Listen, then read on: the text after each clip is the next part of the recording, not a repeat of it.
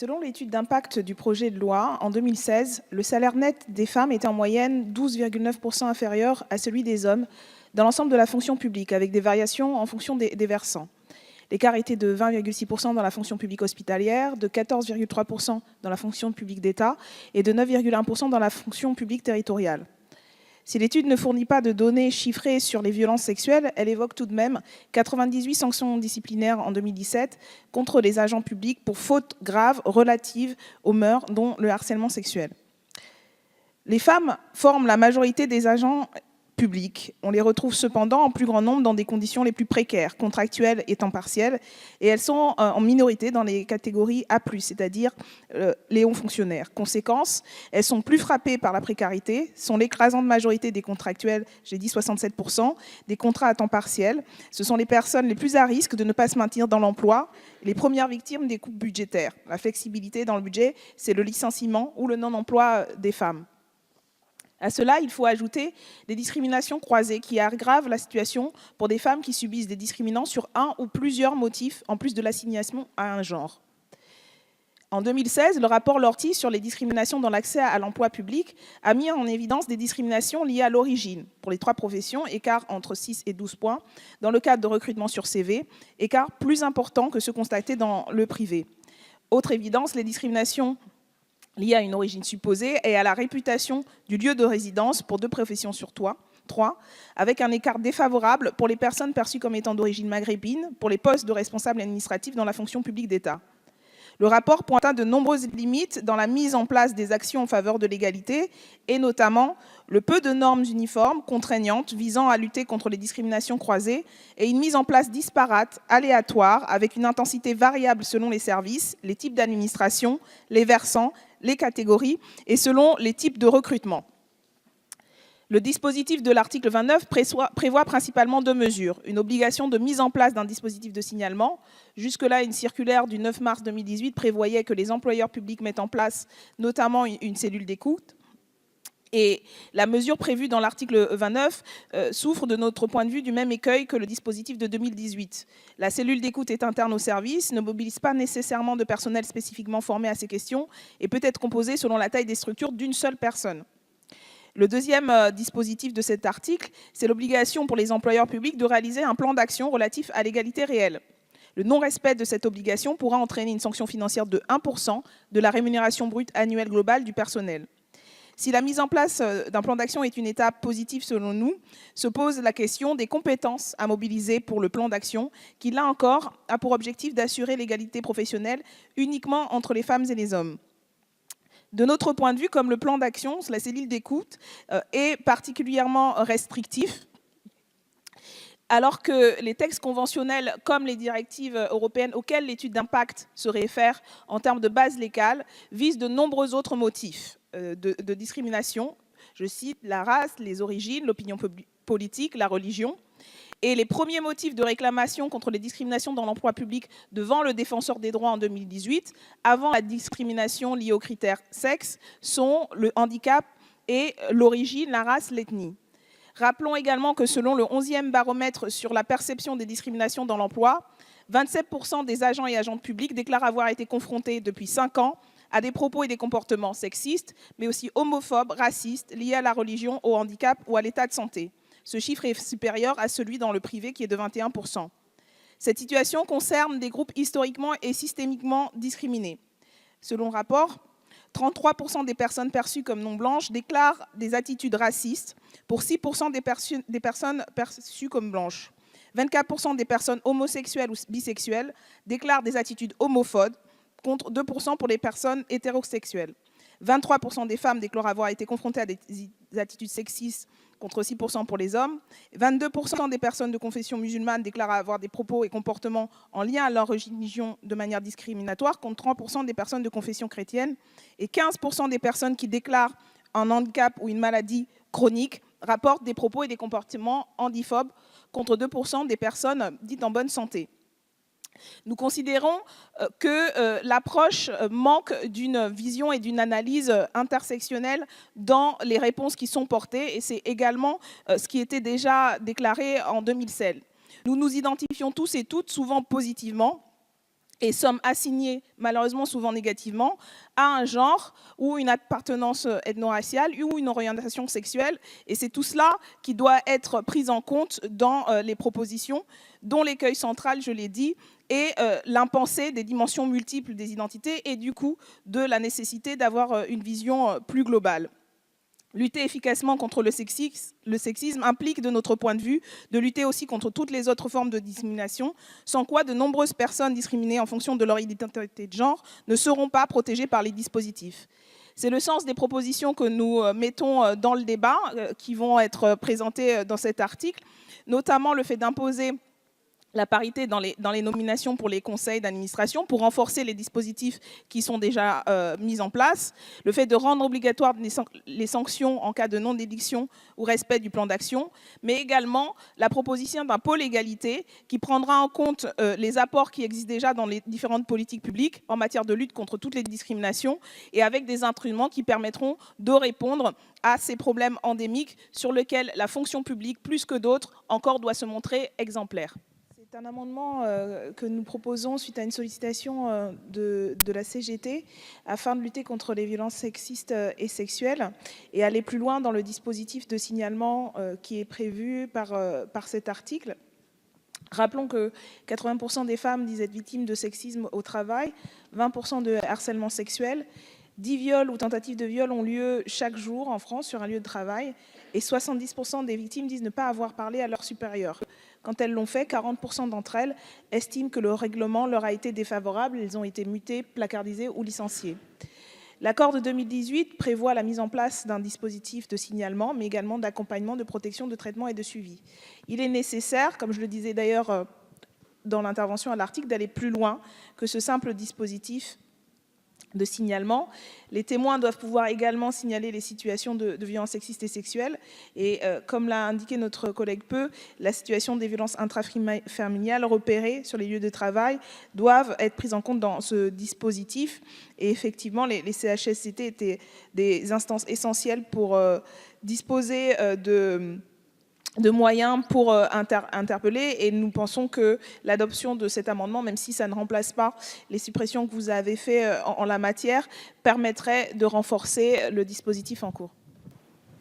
C'est un amendement qui vise à créer à titre expérimental un pôle égalité auprès des administrations afin d'améliorer le dispositif de promotion et de garantie du droit à la non-discrimination des agents et des agentes. Ces pôles d'égalité auraient compétence en matière d'évaluation des pratiques, d'écoute et d'accompagnement, de formation, de recommandations dans les administrations de leur secteur. Si un certain nombre de dispositifs existent déjà, ils ne permettent pas de lutter efficacement contre les discriminations qui existent aujourd'hui, alors que des impératifs normatifs obligent l'État à un traitement non discriminant des personnes qui l'emploient. Le niveau constitutionnel porte sur notamment l'article 1 de la Constitution de 58, les articles 1 et 6 de la Déclaration des droits de l'homme et du citoyen, qui disposent que la loi est l'expression de la volonté générale. Tous les citoyens ont droit de concourir personnellement ou par le représentement à sa formation. Elle doit être la même pour tous, soit qu'elle protège, soit qu'elle punisse. Et tous les citoyens étant égaux à ses yeux sont également admissibles à toute dignité, place et emploi public selon leurs capacités et sans autre distinction que celle de leurs vertus et de leurs talents. Ce n'est aujourd'hui malheureusement pas le cas et notre devoir est également de faire en sorte que cette égalité puisse être appliquée sur l'ensemble des facteurs de discrimination qui existent, de genre, mais aussi liés à l'origine réelle ou supposée, à l'orientation sexuelle, etc. Il y a eu, parmi les dispositifs créés en 2008, notamment le dit label diversité, qui comporte un certain nombre d'écueils. C'est un processus de labellisation facultatif sur demande des services, une forme de prime aux bons élèves, où seuls les services s'estimant en mesure d'obtenir le label, du coup, en font la demande. Et puis, l'obtention du label ne se base pas sur des résultats, mais sur une logique d'effort et de marge de projection. Il nous semble que tout cela est insuffisant. J'ai évoqué, et d'autres ont évoqué également, le rapport Lortie de 2016 qui pointait un certain nombre de manques et intimait la mise en place de réelles structures auprès des administrations, là aussi portant sur l'ensemble des discriminations.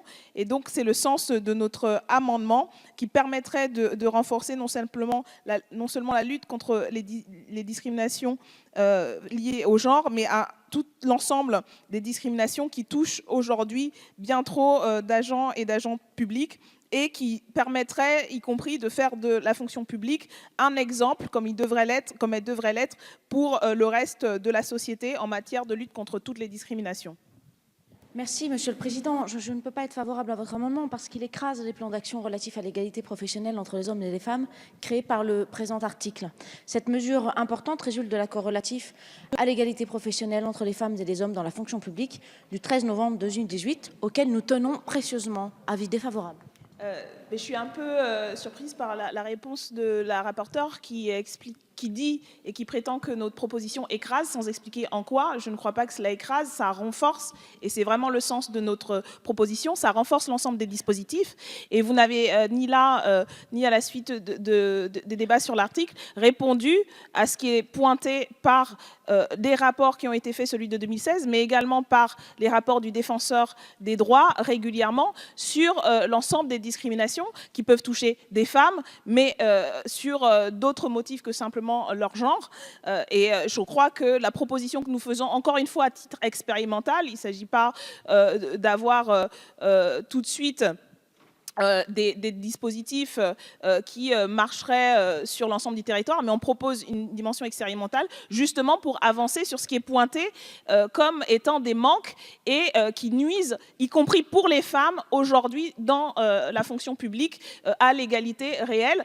Et voilà, j'aimerais peut-être avoir un peu plus de détails sur les raisons qui vous font penser qu'un dispositif qui se veut positif pour lutter contre les discriminations écraserait d'autres dispositifs, alors que la logique de tout cela, c'est justement de les compléter et de les articuler. Madame la rapporteure. Oui, chers collègues, c'est juste que dans la rédaction de votre amendement, vous substituez les alinéas du texte initial par les vôtres, et à ce titre, ça supprime légistiquement le plan tel que prévu. Avis défavorable confirmé. Très bien, je vais vous mettre aux voix cet amendement 729 avec un avis défavorable de la commission, défavorable du gouvernement. Qui est pour? Qui est contre? Il est rejeté. Vous souhaitez intervenir, vous avez la parole. Oui, rapidement, Monsieur le Président. Je pense que c'est là encore une mesure qu'on peut considérer comme positive et sur laquelle nous appuierons la proposition du gouvernement. Mais j'aimerais quand même remarquer que je trouve vraiment d'un sectarisme de très mauvais aloi et vraiment très malvenu le refus qui a été fait, ne serait-ce que d'argumenter sur les avis défavorables donnés à nos deux amendements qui portaient sur la question des congés parentaux et des congés maternité. D'autant que la rapporteure avait pointé sur l'amendement que c'était une question qui se posait, qui était légitime lors des débats en commission, et nous avons fait un amendement de repli dans ce sens pour justement rentrer plus dans les clous. Et effectivement, à un moment donné, ou alors c'est considéré qu'il n'y a que des amendements du gouvernement et ceux de la rapporteure ou de la République En Marche qui vont dans le sens de l'égalité homme-femme, et du coup, pour pouvoir se prévaloir de manière très instrumentalisante de ces avancées-là, que vous rejetez comme ça d'un revers de main, et surtout sans argumenter la moindre seconde pour la raison pour laquelle vous repoussez des propositions qui sont faites, encore une fois, dans un esprit constructif. Je trouve ça très dommageable, n'étant absolument pas sectaire comme vous et considérant que ces mesures en faveur de l'égalité, quand elles vont dans le bon sens, elles méritent l'appui de tous et de toutes. Nous voterons l'amendement du gouvernement, mais je crois qu'il est bien dommage, pas tellement pour nous et pour le travail fait parlementaire de manière positive, mais pour les personnes et les personnes concernées, les fonctionnaires. Il est bien dommage que vous soyez à ce point calculateur et sectaire pour refuser nos amendements quand ils vont dans le bon sens. Merci, Monsieur le Président. Alors nous souhaitons par cet amendement prendre en compte le bilan de la loi de 2012, dite loi Sauvadet, dont les résultats ont été décevants en termes de déprécarisation des agents contractuels de la fonction publique. Et il nous semble d'autant plus important que votre projet de loi va favoriser, de notre point de vue, et pas que de notre point de vue, dans les faits, les contrats précaires.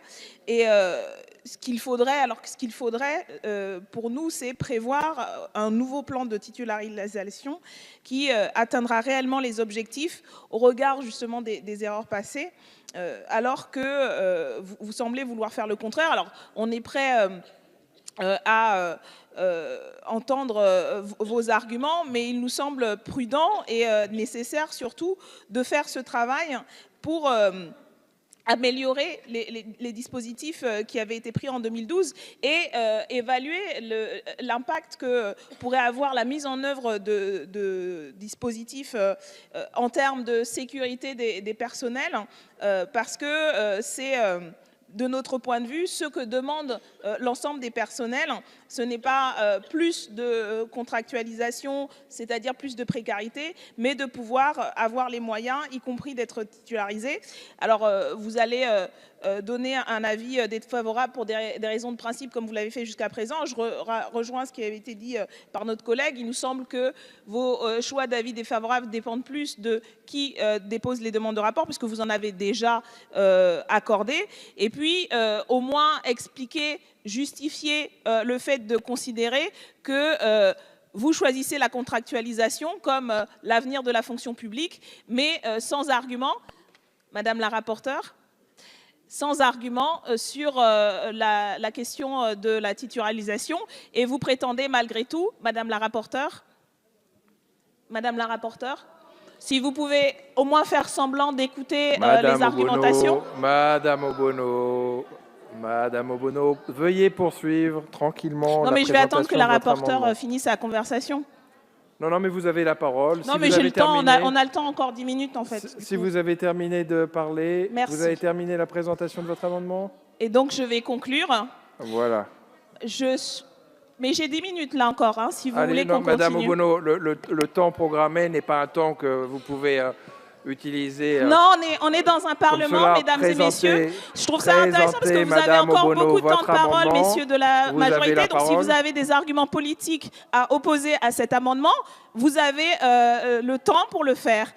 On n'est pas dans une cour d'école, comme disait un de vos collègues, on est dans un parlement. Et donc, on attend de la part de la rapporteure un minimum de respect pour le travail qui est fait par ses collègues et d'écouter et d'expliquer les avis qu'elle va donner de toute façon défavorables. Mais c'est quand même une question un peu importante, notamment pour les gens qui se battent pour être titularisés, parce que c'est une option qui nous semble être préférentielle à celle que vous choisissez politiquement. Donc un peu de respect, on a bientôt terminé, mais au moins justifiez politiquement. Et si vous n'êtes pas content, allez dormir. De toute façon, votre vote n'a aucune valeur politique, puisque tout ce que vous faites, c'est voter comme des automates. Alors merci bien, et on écoutera avec attention l'explication de la rapporteure.